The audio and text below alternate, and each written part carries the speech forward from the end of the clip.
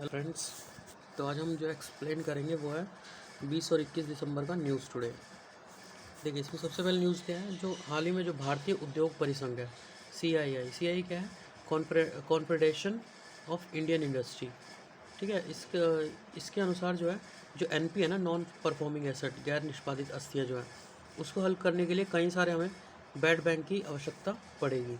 ठीक है, तो CII क्या करता है, ये जो हमारे वो होते हैं ना, इंडस्ट्रियल जो डेवलपमेंट होती है, औद्योगिक विकास होता है, उसमें एक सक्रिय भूमिका निभाती है। ठीक है, और नॉन गवर्नमेंटल बॉडी है, 1895 में ये बनी थी, ऑलमोस्ट 125 ईयर पहले। उसके अलावा अगर NPA की बात करें, NPA क्या होता है, जो कि जैसे कि हम मान लीजिए हम 100 करोड़ का लोन लेते हैं बैंक से। ठीक है, तो उसमें अगर हम 70 करोड़ दे देते हैं और 30 करोड़ जो है चुका नहीं पाते, तो ये क्या हो जाएगा, NPA हो जाता है। ठीक है, नॉन परफॉर्मिंग एसेट्स है, जो बैंक का लॉस होता है। ठीक है, इनको हल करने के लिए बैड बैंकों की आवश्यकता होगी। अभी बैड बैंक क्या है, इसके बारे में देखते हैं। देखिए, बैड बैंक क्या है, तो ये वस्तुतः एक तरह का बाजार मूल्यों पर बैंकों से NPO को जो खरीदने के लिए सरकारी गारंटी होती है ना, उसके साथ स्थापित होता है। मतलब कि मान लीजिए जैसे आपके पास, मैंने बताया ना, 100 करोड़ थे, उसमें से आप 30 करोड़ चुका नहीं पाए, तो हमारे पास बैड बैंक क्या होते हैं, ये एक तरह के वसूली वो होते हैं, हमारे उपकरण होते हैं। ठीक है, जो बचा हुआ 30 करोड़ है ना, इसकी जो सिक्योरिटी होगी, प्रतिभूतियाँ होंगी, उसको क्या करेगा, ये बैंक से कम रेट में खरीद लेगा। मान लीजिए 20 करोड़ दे देगा बैंक को। ठीक है, तो जो बचा हुआ 10 करोड़ होगा ना, वो बैंक का जो हमारा इन्वेस्ट होगा, जो ब्याज होगा उसके ऊपर, ये वो पैसा होगा। ठीक है, मतलब बैंक का इसमें लॉस नहीं हो रहा। और ये क्या करेगा, 20 करोड़ का जो वसूल करेगा ना, मान लीजिए 20 का वो 25 वसूल कर ले जो लेने वाले हैं उनसे, या 30 ही कर ले, तो जो प्रॉफिट होगा ना, वो इसका डायरेक्ट इस 20 के ऊपर जो भी ये वसूल करेगा, वो इसका प्रॉफिट हो जाएगा बैड बैंक का। ठीक है, तो ये बैड बैंक होते हैं। इसके अंतर्गत ऋणदाताओं की जो धन जुटाने की क्षमता है, उसमें सुधार करने के लिए उनके संलग्न जो वो होता है ना, बैलेंस शीट होती है जो, उसको दोष मुक्त करती है। मतलब पैसा जो है, जो NPA है वो वसूल कर लेती है, तो उससे क्या होगी, बाजार में तरलता भी, लिक्विडिटी भी बढ़ जाएगी। इसके परिणाम स्वरूप व्यवसायों और व्यक्तियों को ऋण प्रदान करने की उनकी क्षमता में क्या होगी, वृद्धि होगी। और देखिए, यह सरकार की पुनर्पूंजीकरण की आवश्यकता का भी निवारण करेगी। ठीक है, सरकार के पास इससे क्या है, पैसे का जो बढ़ेगा लेवल है ना, क्योंकि बैंकों को भी तो पैसा मिल रहा है, चाहे इन्वेस्ट काट के मिल रहा है, पर मिल तो रहा है ना। तो इससे क्या होगा, पुनर्पूंजीकरण की आवश्यकता का भी निवारण होगा। उसके अलावा देखिए, जो बैड बैंक है, इसको 2017 के जो बजट है ना, उसमें पहली बार इंट्रोड्यूस किया गया था। उस टाइम इसको पारा कहा जाता था, public sector asset rehabilitation agency. ठीक है, इसके द्वारा इसे प्रस्तावित किया गया था। और वर्तमान में MPA को वृहद परिसंपत्ति पर पैमाने पर परिसंपत्ति पुनर्निर्माण को नकदी की बजाय प्रतिभूति रसीदों के आधार पर विक्रय किया जाता है। मतलब जो बैंक से ये लेगा ना, वो प्रतिभूत रसीदों के आधार पर इससे खरीद लेगा। इसमें भुगतान केवल वसूली पर किया जाता है। ठीक है, मतलब वो क्या करेगा, जो प्रतिभूति रसीद होती है ना, बैंक से वो ले लेगा इन जो पैसे होंगे उसके। ठीक है, उसके बाद ये वसूल करेगा, फिर जो बैंक को वापस दे देगा। ठीक है, तो इसके अलावा ये क्या होता है, ARC क्या होता है। देखिए, ARC क्या होता है, ARC क्या होता है, ARC कंपनी है, ये वस्तुतः क्या करती है, जो पैसा होता है ना, वो शीघ्र अतिशीघ्र जो है वापस लेती है। मतलब प्रतिभूतिकरण या परिसंपत्ति की रूप में से वापस ले लेती है, और बाजार में जो है तरलता को बढ़ाती है। ठीक है, विशेष संस्था होती है जो जो तरलता को बाजार में बढ़ा देती है।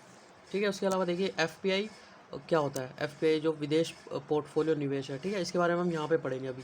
तो FPI क्या होता है, जो जैसे कि आप मान लीजिए फ़ॉरेन में रह रहे हैं, या फ़ॉरेन कंट्री का कोई इंसान यहाँ पे रह रहा है, तो वहाँ की जो अर्थव्यवस्था में जो पैसा है, उसको निवेश करने के लिए इसकी ज़रूरत पड़ती है। ठीक है, विदेश पोर्टफोलियो निवेश की, इससे दूसरे देश में निवेशकों द्वारा धारण की गई प्रतिभूतियाँ और वित्तीय संपत्ति शामिल होती हैं।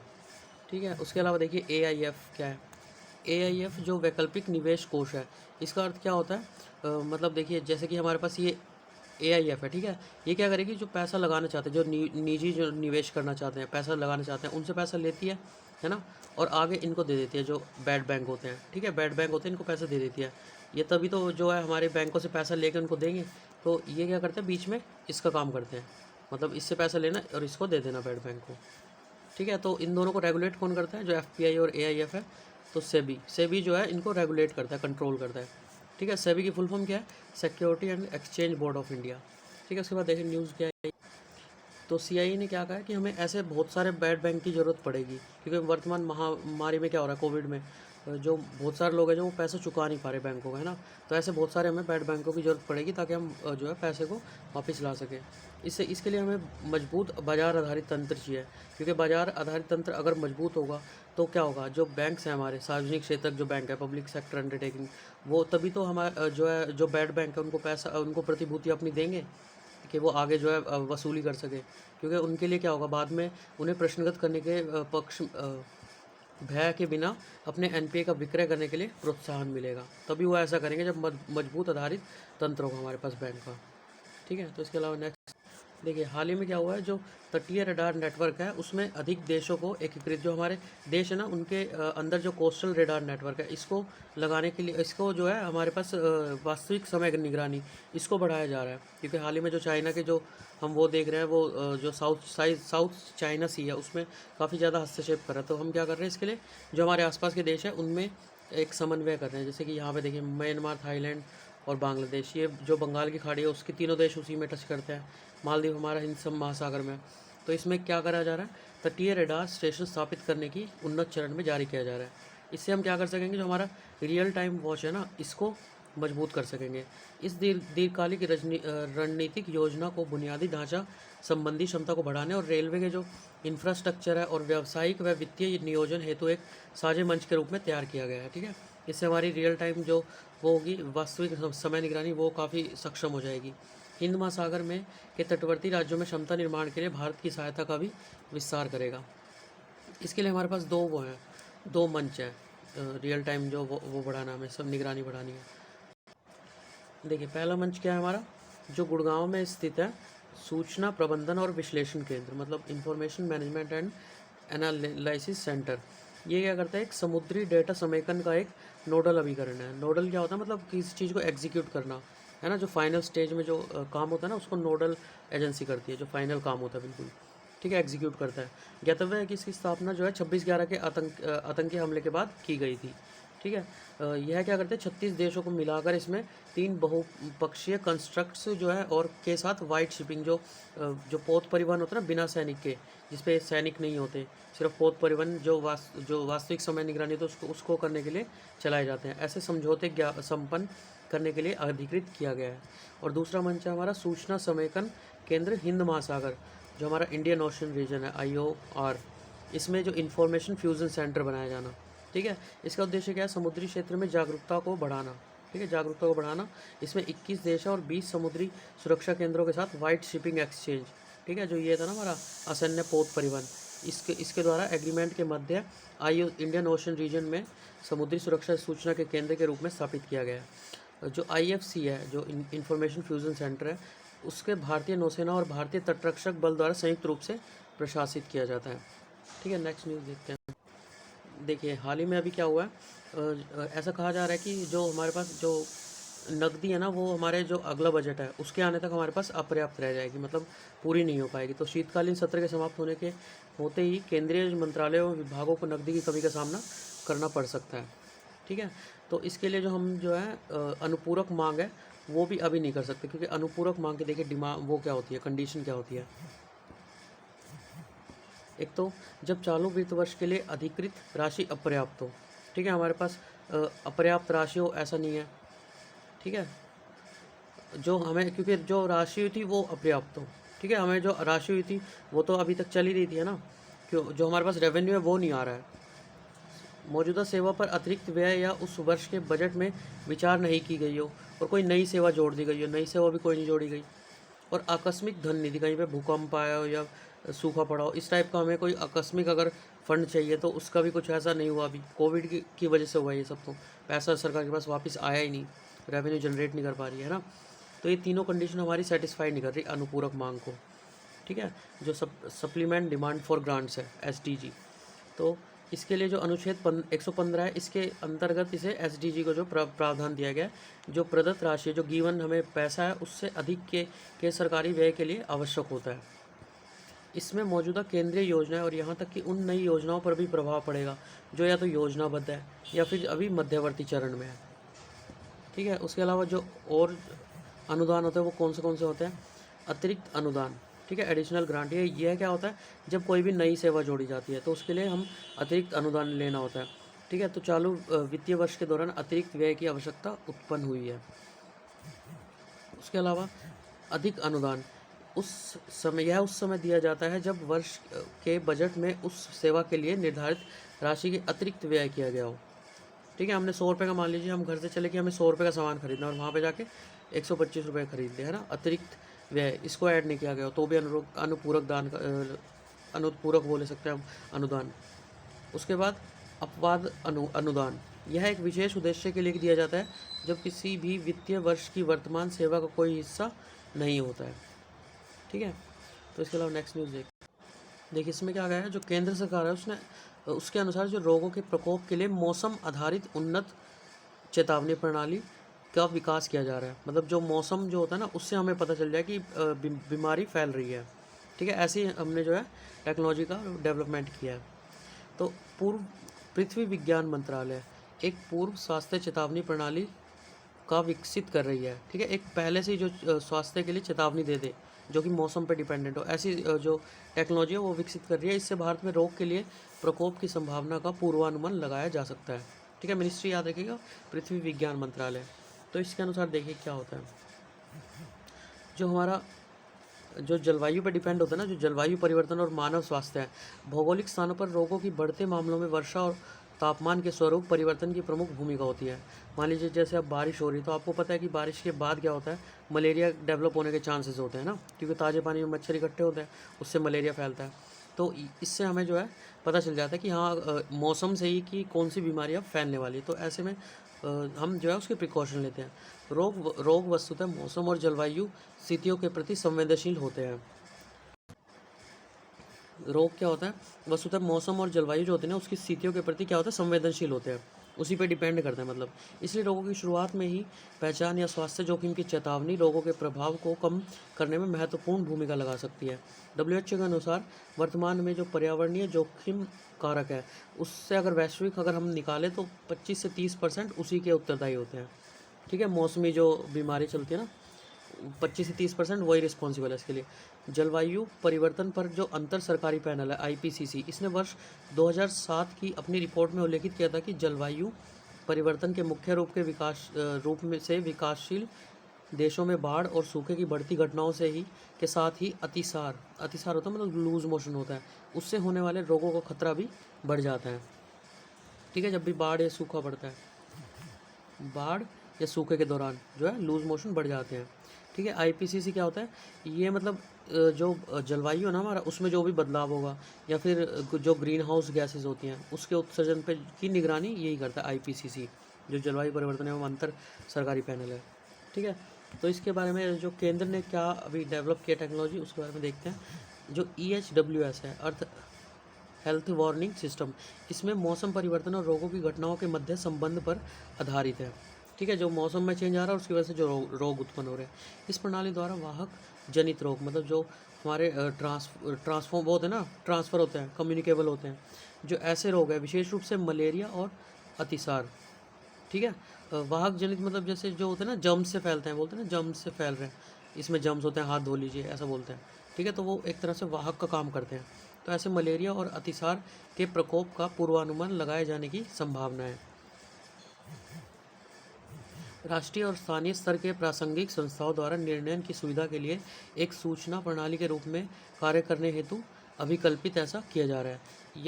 यह संभावित महामारी के सर्वाधिक प्रभावी सप्ताहों का पूर्वानुमान लगाने तथा साथ ही साथ आसन्न खतरे के प्रभावों को शमन करने के लिए कार्रवाई करने हेतु स्वास्थ्य समुदाय को सहायता भी प्राप्त कराएगा। ठीक है, तो बस इतना ही। इसमें अगली न्यूज़ देखते हैं। देखिए अगली न्यूज़ क्या है, जो बांग्लादेश ने जो भारत म्यांमार थाईलैंड त्रिपक्षीय राजमार्ग है ना, उसमें शामिल होने की इच्छा व्यक्त की है, जो IMTTH है। ठीक है, यहाँ से जाके ये यहाँ तक जाएगा। ठीक है, तो इसके बारे में डिटेल में देखते हैं थोड़ा। तो इसमें देखिए क्या कहा गया है। हाल ही में जो आयोजित आभासी शिखर सम्मेलन था ना, उसके दौरान बांग्लादेश ने जो दक्षिण पूर्वी एशिया में जो कनेक्टिविटी बढ़ाने के लिए IMTTH शामिल किया है, इसमें रुचि व्यक्त की है। ठीक है, बांग्लादेश ने IMTTH में शामिल होने के लिए अपनी रुचि ऐसे समय पर व्यक्त किया जब बांग्लादेश, चीन, भारत, म्यांमार, इसमें पहल में अल्प प्रगति हुई है। ठीक है, प्रगति थोड़ी कम हुई है काफ़ी। यह भारत प्रशांत क्षेत्र में सीमा पार गलियारों में से एक अध्याय का प्रारंभ करेगा। ठीक है, भारत और ये देखिए यहाँ से भारत प्रशांत क्षेत्र, ये पूरा क्या है, भारत प्रशांत क्षेत्र, तो यहाँ पे अगर देखें तो है ना, ये पूरा भारत प्रशांत इधर जाके पड़ जाता है, प्रशांत महासागर। ठीक है, तो जोड़ेगा। और IMTTH क्या करेगा, मणिपुर का जो मोरहे है ना, मोरहे, उसको थाईलैंड के मेसोट से शहर से जोड़ेगा। ठीक है, यह भारत की अपनी एक्ट ईस्ट पॉलिसी के एक भाग के रूप में प्रारंभ की गई अनुदान सहायता पहल है। इसका उद्देश्य क्या है, जो आसियान के लिए भारतीय बाजार में प्रवेश सुलभ करवाना। ठीक है, आसियान कंट्रीज़ है। ठीक है, तो आसियान कंट्रीज़ कौन सी है, जैसे कि आपने अगर उसका याद किया हो, निमोनिक्स याद किया हो आसियान का, आसियान, तो इसका क्या है, निमोनिक्स होता है ना, BPLTV और MIMCS, है ना। Brunei, Philippines, Laos, Thailand, Vietnam, Malaysia, Indonesia, Myanmar, Cambodia, Singapore. ठीक है, तो ऐसे ही करके आसियान का जो भी नाम आए उसका जो है निमोनिक्स गूगल पे देख के लिख लीजिए। ठीक है, आसियान का देख लिए। और सार्क का आप कमेंट बॉक्स में बता सकते हैं, सार्क का क्या है, या फिर G8 मेंबर का, G20 का, G5 मेंबर का, इन सब का भी आप चाहे तो आप एटलीस्ट अपनी कॉपी में लिख लीजिए। ठीक है, क्योंकि 2020 में भी क्वेश्चन आया था इससे, 2019 में नहीं आया इससे कोई भी। ठीक है, 2020 में आया था इससे क्वेश्चन। इसके अलावा जो आसियान मेंबर है उनके बीच में क्या हो जाए, प्रवेश सुलभ करवाना और व्यापार और वाणिज्य को क्या करना, इसमें बढ़ावा देना। भारत ने कंबोडिया, लाओस और वियतनाम के लिए भी राजमार्ग का विस्तार करने का प्रस्ताव प्रस्तुत किया है। अन्य अगर सीमा पार गलियारों की बात करें तो कौन से हैं, बांग्लादेश, भूटान, नेपाल, भारत। इसकी कनेक्टिविटी परियोजना, यह योजना को सुविधाजनक बनाने हेतु एक उप क्षेत्रीय मोटर यान, मतलब यहाँ पे जो ट्रक वगैरह होंगे ना, ट्रक और अन्य वाणिज्य वाहन होंगे, उसको एक दूसरे राजमार्ग पर सुगमतापूर्वक आवागमन कराया जा सके। बांग्लादेश, चीन, भारत और म्यांमार, BCIM, इसे आर्थिक गलियारा। इस पहल के अंतर्गत जो म्यांमार में मांडले और ढाका जो बांग्लादेश में, जैसे संपर्क स्थलों से गुजरते हुए कुनमिंग जो कि चीन में है और कोलकाता भारत में है, जोड़ने का प्रस्ताव प्रस्तुत किया गया है इसमें। ठीक है, उसके बाद जो कलादान परियोजना है, कलादान परियोजना क्या है, इस परियोजना के तहत जो कार्गो होंगे, मतलब जो शिप होते हैं ना जो पानी में चलती है, ठीक है, तो ऐसे में हेतु समुद्री, नदी व सड़क परिवहन गलियारों का सृजन किया जाएगा।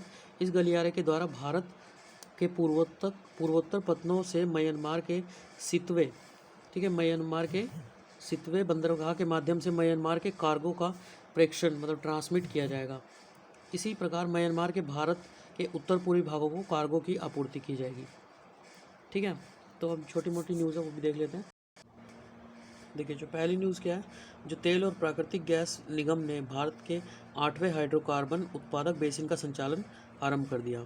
ठीक है, तो हमने कल ही पढ़ा था, आपको याद हो तो, जो KG वाला था, KG-D6, उसमें जो है R क्लस्टर में स्टार्ट हो गया था काम, है ना। तो भारत के अन्य बेसिन कौन से हैं, 8 में से एक तो ये हो गया जिस पे काम शुरू हुआ है, बंगाल बेसिन, और एक KG कल पढ़ा था, मुंबई अपतटीय क्षेत्र, असम शेल्फ, राजस्थान, अगला कावेरी, ठीक है, फिर असम, आसकान, वलनपेटी और खंबात। ठीक है, ये हमारे 8 टोटल जो है कच्चे तेल निकालने का काम यहाँ से प्रारंभ होगा, मतलब अभी इससे हुआ है। यह भारत का 8वां उत्पादन बेसिन बन गया है। हाइड्रोकार्बन महानिदेशालय के अनुसार भारत में जो है 26 जो अवसादी बेसिन है, इनमें 16 स्थलीय बेसिन है, 7 जो है स्थलीय और अपतटीय, मतलब जो पानी के अंदर और स्थल दोनों पे है, और 3 जो है पूर्णतः पानी के अंदर अपतटीय बेसिन है। ठीक है, इसके अलावा नेक्स्ट न्यूज़ क्या है, जो उष्णकटिबंधीय पर्वतीय घास के मैदान, ट्रॉपिकल माउंटेन ग्रासलैंड, TMG। ठीक है, इसके बारे में क्या है, जो ये हमारे पेड़ होते हैं ना, बबूल, चीड़, यूकेलिप्टस जैसे विदेशज पादपों की प्रजातियों के आक्रमण के कारण, तो इनके आक्रमण के कारण जो पश्चिमी घाट के जो 16 स्काई द्वीप है उसमें उष्णकटिबंधीय पर्वतीय घास के मैदान जो TMG है उसके क्षेत्र में अत्यधिक कमी आई है। मतलब हमारे देश में नहीं है, उसमें पश्चिम उसकी बात हो रही देशों की। तो TMG क्या करते हैं, अधिक ऊंचाई पर स्थित घास के मैदान है और विश्व के सिर्फ 2% है ये। भारत में जो TMG को वन प्रबंधन योजनाओं में बंजर भूमि के रूप में वर्गीकृत किया गया है। हमने इसे बंजर भूमि घोषित कर दिया, क्योंकि इससे क्या है, कोई राजस्व उत्पन्न नहीं होता। ठीक है। उनसे प्रमुख कार्यों में वैश्विक कार्बन चक्र को कंट्रोल करता है, निचले प्रवाह क्षेत्रों के समुदाय के जल के स्रोत को उपलब्ध भी करवाता है। ठीक है। उसके अलावा नेक्स्ट न्यूज़ देखिए क्या है। नेक्स्ट है हिमालयन ट्रिलियन, जिसे हम नाग छतरी कहते हैं। ठीक है। इसे क्या कहते हैं, नाग छतरी कहते हैं। ये क्या करता है, ये कहाँ पे पाया जाता है, हिमाचल प्रदेश, जम्मू कश्मीर, सिक्किम, उत्तराखंड, ये भारत में पाया जाता है। ठीक है। और देशों में कौन से में मिलता है ये, भारत, भूटान, नेपाल, चीन, अफगानिस्तान, उनके जो समशीतोष्ण और उप एल्पाइन क्षेत्रों में एक सामान्य ये बूटी है। ठीक है। यह पादप अपनी उच्च औषधीय गुणवत्ता जैसे कैंसर रोधी, वृद्धावस्था रोधी कारक के कारण हिमालय क्षेत्र के सबसे अधिक व्यवसाय किए जाने वाले वाणिज्यिक पादपों में से एक है। अधिक दोहन क्यों हो रहा है इसका, दीर्घ जीवन चक्र होता है इसका एक तो। ठीक है। उसके बाद इसका जो बीज है ना, उसका प्रसार निम्न होता है, कम से कम मतलब बीज ये प्रोड्यूस करता है। इस पादप के अस्तित्व के समक्ष इससे खतरा उत्पन्न हो गया। ठीक है। और जो जीवन काल होता है ये भी दीर्घ होता है ना। अगर छोटा हो तो फटाफट जो है हम इसे उगा सकें। मान लीजिए इसका जो इसका फूल है, जो भी इसका यूज़ करते हैं हम, जिसके जो इसका प्रोडक्ट यूज़ करते हैं, उसको डेवलप होने में काफ़ी साल लग जाएंगे, है ना। इसका मतलब ये हो गया दीर्घ चक्र। अगर छोटा होता तो फटाफट अपने जो इसका प्रोडक्ट होता है, फूल होता है, वो देता। IUCN दर्जा क्या है, एंडेंजर्ड। ठीक है। उसके अलावा अगली न्यूज़ क्या है, महान संयुग्म, जो ग्रेट कंजक्शन अभी हुआ ना 21 दिसंबर को, जो हमारे शनि और बृहस्पति है एक ही लाइन में आ गए, वो लगभग 400 वर्षों के पश्चात सर्वाधिक निकटतम दूरी पर थे 21 सितंबर को। ठीक है। इसको हम क्रिसमस स्टार के भी नाम से इसको जाना गया। इस संयुग्म को उस घटना के आधार पर नाम दिया गया जहाँ ग्रह और शुद्ध ग्रह पृथ्वी से देखे जाने पर आकाश में एक साथ बहुत समीप दृष्टिगोचर हुए। खगोलविदों बृहस्पति और शनि के आकार के कारण इन ग्रहों के संयुग्म को एक ग्रेट शब्द का यूज़ किया इसके आगे। ठीक है। अगली न्यूज़ क्या है, हैदराबाद में हाइपरसोनिक विंड टनल परीक्षण सुविधा का उद्घाटन किया गया। ठीक है। तो ये क्या है, विंड टनल, यह एक अत्याधुनिक प्रेशर वैक्यूम से संचालित तथा मुक्त जेट सुविधा है, से संलग्न परीक्षण सुविधा है। इसमें 1 मीटर का नोजल एक्टिव एग्जिट व्यास होता है। ठीक है। और इसमें मैक नंबर 5 से 12 तक का अनुकरण किया जाता है। मैक संख्या क्या होती है, जो भी हमारे ऑब्जेक्ट की गति होगी ना, जो ऑब्जेक्ट की स्पीड होगी अपॉन में जो हमारा वो है ना माध्यम है, उसके अंदर से जो ध्वनि की गति है, स्पीड अपॉन टाइम होता है ना फॉर्मूला। तो टाइम क्या है, जितना ये टाइम लेगी उसके अंदर से जाने में, तो इनका रेशियो क्या होता है, मैक नंबर होता है। इस स्वदेशी रूप से विकसित किया गया है। इसे भविष्य में अत्यधिक जटिल, आपको इसके यूज़ के ऊपर ध्यान देना है ना। हमें कोई वो साइंटिस्ट तो बनना नहीं, UPSC जो एस्पिरेंट होता है उसे इसका यूज़ कहाँ पे हो रहा है ये सब पता होना चाहिए। एरोस्पेस रक्षा प्रणाली की समग्र विकसित करने के लिए इसकी भूमिका निभाई जाएगी। संयुक्त राज्य अमेरिका और रूस के उपरांत भारत जो है इसमें तीसरा देश ऐसा जिसने ये डेवलप किया है। ठीक है। उसके बाद जो खेल इंडिया यूथ गेम्स 2021 में 4 स्वदेशी खेलों को शामिल किया गया। ठीक है। ये आपको पता होना चाहिए कौन सा खेल कहाँ से जो है शामिल किया गया। जैसे कलारी पट्टू कहाँ, केरल में एक युद्ध कला है, मार्शल आर्ट है। गतका, इसकी उत्पत्ति कहाँ पे हुई, पंजाब में। यह निहंग सिख योद्धाओं की पारंपरिक युद्ध शैली है जिसका उपयोग आत्मरक्षा के साथ साथ खेल के रूप में भी किया जाता है। उसके बाद थांग टा, यह मणिपुर की एक युद्ध कला मार्शल आर्ट है। यह युद्ध कौशल और उपासना के प्रति समर्पित है। मलखम्ब, यह एक पारंपरिक भारतीय खेल है जहाँ खिलाड़ी विभिन्न प्रकार की व्यायाम विद्या जिम्नास्टिक का निष्पादन करते हैं और एक ऊर्ध्वाधर काष्ठ के खंभे, मतलब एक लकड़ी का ऐसे खंभा या रस्सी को पकड़कर विभिन्न मुद्राओं का प्रदर्शन करते हैं। यह विशेष रूप से मध्य प्रदेश और महाराष्ट्र में प्रचलित है। हम ये मलखम्ब कहाँ पे, MP या महाराष्ट्र में। ठीक है। उसके बाद अगली न्यूज़ क्या है, जो सेंटिनली और ग्रेट अंडमानी जनजाति, ये भी इस पे क्या है, संकट की चेतावनी जारी की गई इनके लिए, इन दोनों पे। मानव विज्ञान सर्वेक्षण ने वाणिज्यिकी गतिविधियों के कारण इन 2 लुप्तप्राय समूहों के लिए संकट की चेतावनी जारी की है।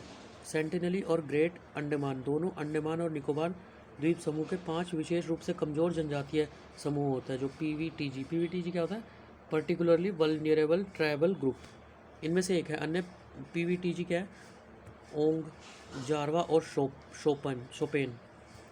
तो सेंटिनली जनजाति उत्तरी सेंटिनली द्वीप पर लगभग 50 से 100 की जनसंख्या में अधिवासित है और बाह्य विश्व से इनका संपर्क लगभग नगण्य, ना के बराबर ही है। इसके अलावा अगर अंडमान में अन्य PVGT है, उसके विपरीत ग्रेट अंडमानी जनजाति सामान्य आबादी के साथ संपर्क में है। ठीक है, तो बस आज के लिए इतना ही है। और मैं क्या बोलते हैं इस पे ये कहूँगा कि अगर आप जो है ये यहाँ से अगर नई वीडियो से नहीं देख रहे तो आप प्लीज़ इस चीज़ को पढ़ें, क्योंकि जब आप दिसंबर का एंड होगा, दिसंबर की मैगज़ीन आएगी ना, तो उसको देख के जो आपके अंदर फील होगा कि हाँ ये मैंने ऑलमोस्ट पढ़ ही रखी है, बस रिवीजन करनी है, तो वो बहुत अच्छा लगेगा आपको देख के उसको। तो आप प्लीज़ अगर इस वीडियो को देखें तो प्लीज़ आप एटलीस्ट इसे पढ़ें, खुद ही पढ़ें, वीडियो से पढ़ें, कोई मैटर नहीं करता, पर इसे ज़रूर पढ़ें। 2 पेजेस की होती है, ज़्यादा होती भी नहीं है, ठीक है। तो तब तक के लिए अगर आपको मेरा वीडियो पसंद आता है तो subscribe my channel and thank you for